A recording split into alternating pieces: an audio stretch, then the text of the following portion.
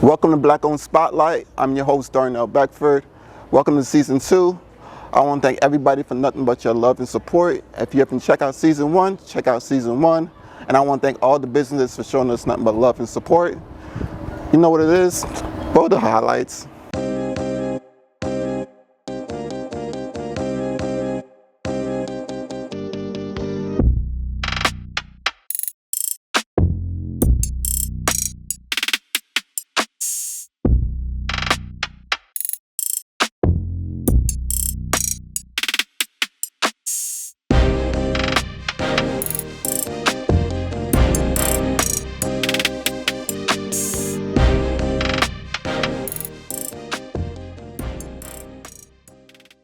Welcome to Black Owned Spotlight. I'm your host, Darnell. I'm back here with another episode here in Camp North End in Charlotte, North Carolina, here at Dupp and Swat with Mr. T and Miss D. How y'all doing today? We are good. We all right. Great. So how did you guys came up with the concept of Dupp and Swat? And who's Dupp, who's Swat, and how long y'all been in business? Oh, yeah. So the concept would probably originated with Davita, I would say the concept. The nickname comes from our dad. Mm-hmm. Concept. So when we first opened, which was in 2010, we opened in Noda, and it was a spot originally for us to meet clients for photo shoots and consultations and so forth, because I'm a costumer and wardrobe stylist. But when we opened our doors, community quickly told us they needed things, and so our business model and plan changed to meet community where they were, are, and just stand in the gaps for what they need. So yeah, it definitely shifted. Our change in business shifted quickly, I would say. Whereas we still used it as a meeting spot, but then it became like more really quickly, I would say. It was almost immediate, I think. Almost immediate. Yeah, and I'm Dupp. And I'm Swat. Y'all said our names right, okay? We appreciate that, bro. Yeah. Sometimes he gets Dupp, and she's been called Swat. I don't know how you do that. Yeah. That's dope. So for you guys to be in business since 2010 and having such an amazing space, so we are in the main venue. What do you guys host in this particular venue, and what other business do you have as well? Yeah, so in this space, we host practically everything. I mean, we've had burlesque shows, book launch, birthday parties, open mic events, artist showcase, gallery. I mean, we've done everything. weddings. Yeah. You said book launches, brunches, DJ battles, literally everything. Baby showers. It all goes down in here. And I mean, the space is constantly changing. It's a black box, if you will. So people literally clear it out. They build whole live stages in here. It really transforms for those events. What else we have? Retail shop, a few steps down from this location, where it's called Fresh Produce, and don't come in asking for no vegetation. No, we do have some apples and oranges for sale, but our produce, of course, is retail and it's fresh because it's all local. So, the hashtag is homegrown retail. But yeah, and we're getting ready to open. Oh yeah, our third spot is called Cell Therapy, located on campus as well. But we're going to specialize in barber, salon, have some nails, hair. Hair. A brow service provider. Yeah, brow service provider. Yeah. So the name Cell Therapy, of course, it makes sense because hair, nails, and skin, we're going to make sure that we get those cells right. But also because we are absolute fans of Dungeon Family. Yeah. And Goody Mob, Outkast, Killer Mike, the whole crew, and Yeah, Cell Therapy is one of the Yeah. dopest tracks from Goody Mob. So yeah, So it makes sense. yeah. Okay. So, and Oh no, you do know who Goody Mob is. yeah, of course. Oh, okay, all right, just making sure. Of course, of Just course. making sure. I was gonna say, it's over. It's over.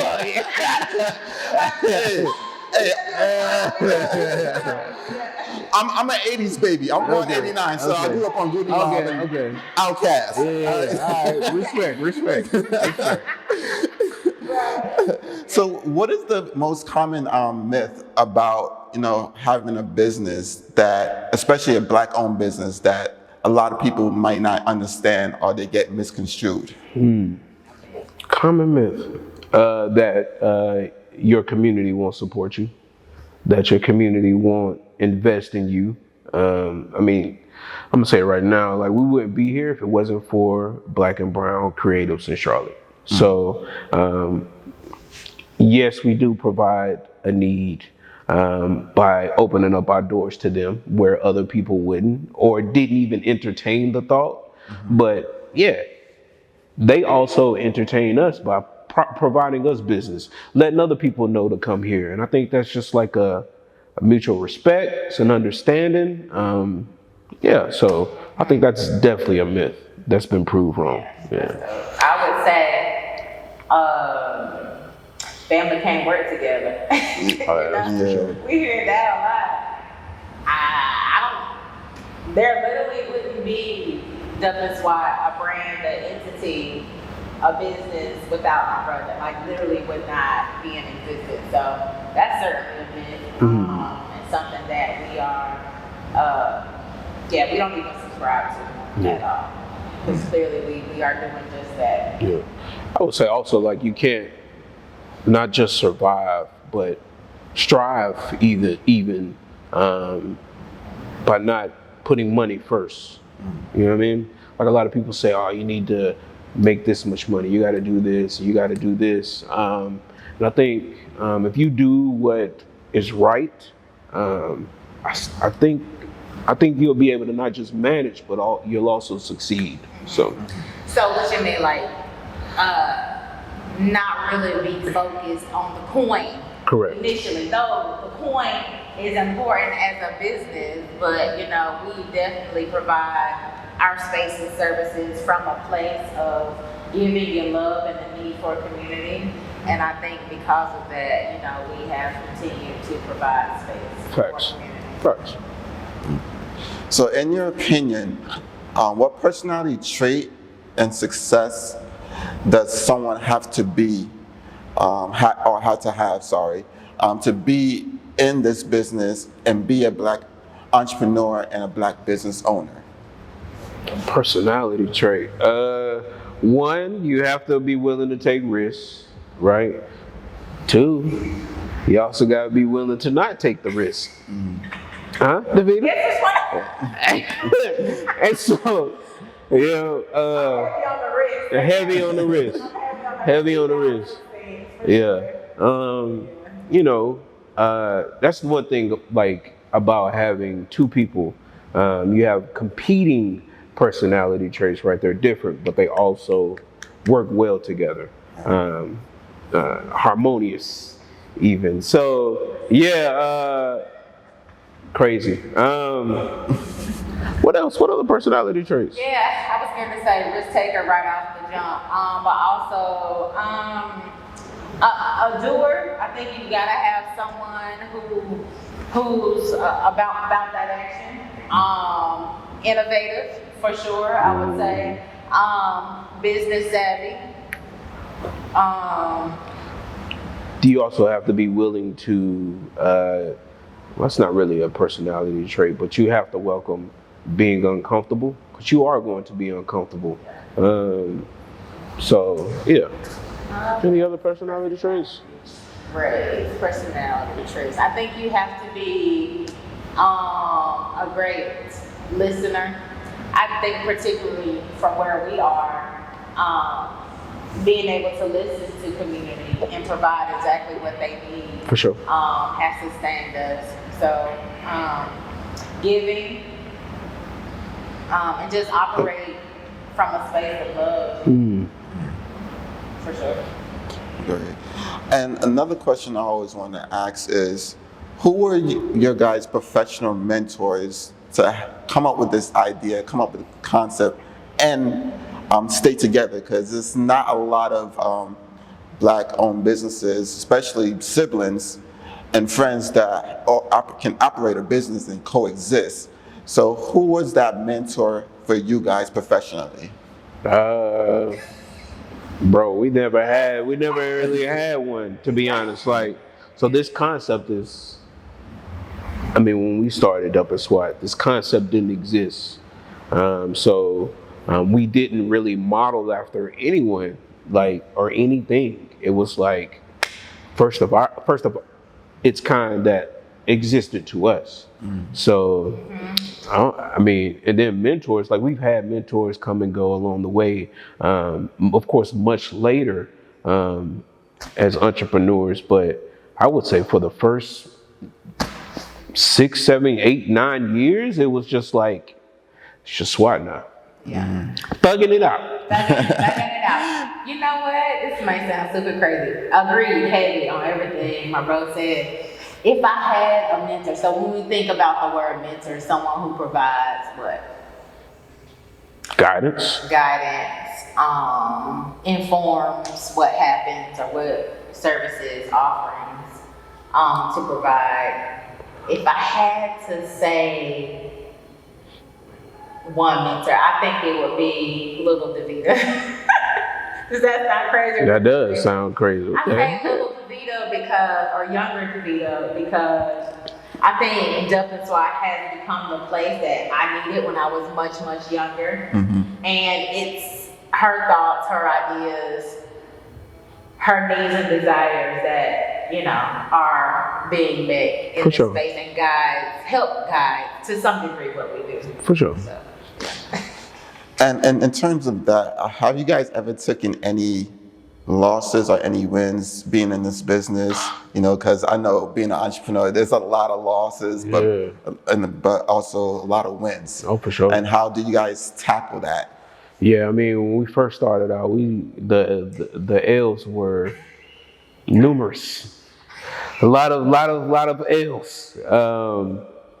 But I think now as we've progressed, the L's have diminished. And I think a lot of that is because we understand what mistakes to avoid. I also think we recognize bullshit at a greater distance, where it doesn't have to be in front of us anymore. We recognize, I see that BS coming. Yeah, so I think that has helped us in terms of like, all right, we're gonna avoid these L's because we know what's coming behind it. So yeah. Losses at the beginning, it was red everywhere. Like we didn't start with a loan from the bank. Right. We started with what we had, and it took us a while to come up with a model that truly supports and helps us operate to a certain degree. But you also mentioned successes, right? Yeah. So I would say successes would be, the fact that we're still here, like almost 15 years later, that's truly a major marker for us as siblings, for us as Black-owned business, for us as a business operating here in Charlotte, where I dare say that people truly don't really understand the impact of art and creativity here in the city, because there's no way to measure that. For sure. How do you measure the impact of what we do? Outside of numbers coming to events and that kind of thing, but how else do you measure impact? But I would say just our longevity in its by itself is a marker for success. Mm-hmm. And another question I always wanted to ask, what is it like being a Black entrepreneur, but also having a business that's been for so long, 15 years, like you said, because a lot of people don't make it to that mark. and especially being, of color and a minority, and in this in today's society, how do you guys, kind of balance things out? In terms of Being a Black entrepreneur, by having a business that long, and also what are kind of like the tricks to staying active in a business for this long? Our business, our business revolves around community. So, we talked about how we are great listeners and we listen to what community tells us they need, and we're just in a space that we can provide, and the cost to renting this particular space is not what you'll get, elsewhere. Let me say that, because we understand who our audience is, Also, I mentioned how much we are contingent upon community, but I would say that's also reciprocated in that community is reliant on us, particularly with our retail. Everything we sell in there is from local designers, local brands. So we're providing platform and opportunity for them. True. And what does Black excellence mean to you guys?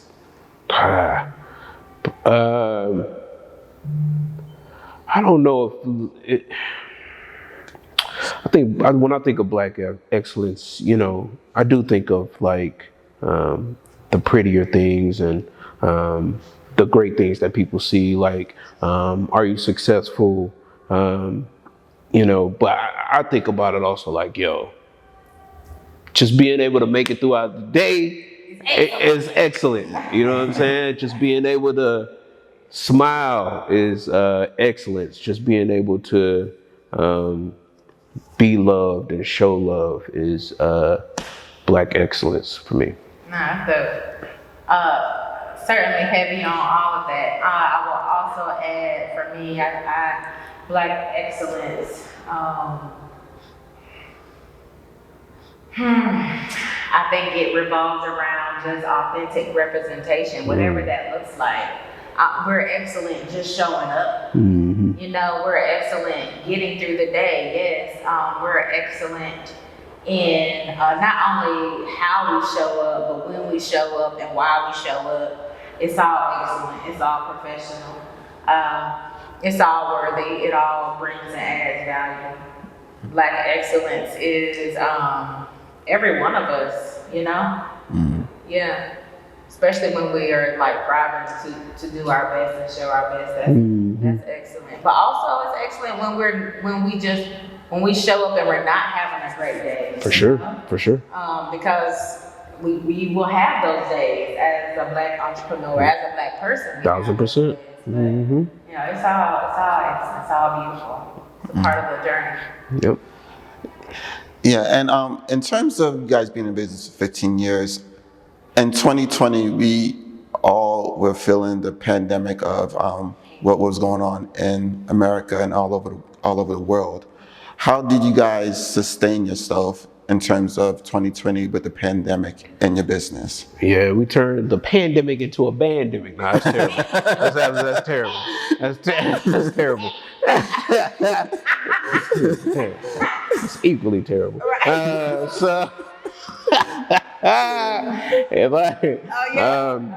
So the funny thing about the pandemic is, I don't know, man, it allowed us to do like a great reset. You know what I mean? And times were hard. People were like struggling, man. People lost people that they loved and care about, right? But and so when I say this, it's no disrespect or slight, but I'm grateful for what the pandemic did for me. Like it allowed me to reset and shift. And I think with that, it also allowed Dupp and Swat to slow things down, shift, and refocus on things that matter to us. So even with the capacity limitations where you have to be 10 people, was it 10 people? I don't know exactly, but I know the 6 feet apart situation. Yeah. So even with all of those like limitations, man, we still thrived. People still wanted to support. Even more support, I think, came along because of what was happening to a lot of businesses. People were closing their doors. People were shutting down. And I think they wanted to make sure Dupp and Swat survived. Yeah. And there were a lot of business grants that became available during that time Yeah. too, that we definitely took full advantage of. Mm-hmm. I'm just gonna leave it at that. Yeah. And the final two questions I want to ask you guys, and if it's okay if you guys need to take a minute to think about it. What piece of advice would you give someone who wants to open a business similar to like this, but just a business in general? And what would have you told your 18-year-old self, knowing what you know today, back then? To anyone that wants to open a business, man, I say just do it, go for it. No matter where you are in life, I don't think there'll ever be a perfect time. I think if anything I've learned from Davida is, man, forget all that. Let's just do it, I think. Put your Nike shirt on. Just do it. You see that? Crazy, man. But yeah, I would say, like, if you want to open up a business, of course, do your research. You know what I'm saying? Understand what you want to do market research. Make sure your business is solid. Make sure you can make ends meet. Don't take money out. Put money in if you make money. I think that would be my suggestion, man. Business. Make sure that it's something you're super passionate about and purpose to do. Because every day is not going to be easy. You're not going to win every day. Even though every day will be excellent, you're not going to win every day. You're going to have some red. You're going to have a lot of red. And that's just growing pains. That's a part of the journey. So make sure that you're willing to give your all, even though you have to go through some hard times, But I think if this is something that you're truly called to do and something that you're passionate about, you're going to see it through. You're going to get through it, So that's what I would say. Make sure whatever your business is, it's a part of your heart space. Yeah. What was the second question? 18, what would you tell your 18. 18-year-old self?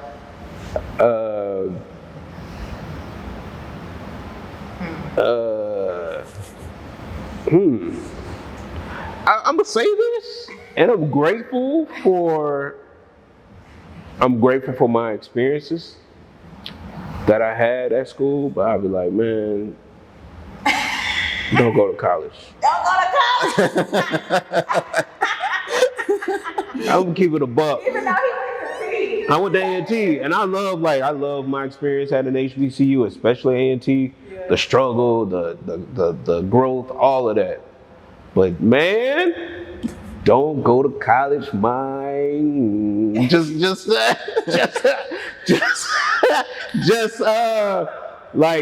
don't go to college. Use that time. Potential resources that are at your disposal to look into becoming like an entrepreneur. I would have became an entrepreneur much early. I would have pursued things that necessarily weren't that I couldn't gain at A&T. Like I gained a lot of, I understand struggle. I understand fighting for what's important. I understand, the importance of education. But I also know I missed out on a lot of stuff that would have me further along in life. So, 18. As you would tell yourself. Don't go to school. Don't go to school. That sounds terrible. But I ain't gonna do it. Right. I literally don't know what would I tell my 18-year-old. What would you tell an 18-year-old me? Davida? Come on with an answer. Yeah. Don't go to school. Don't go to school.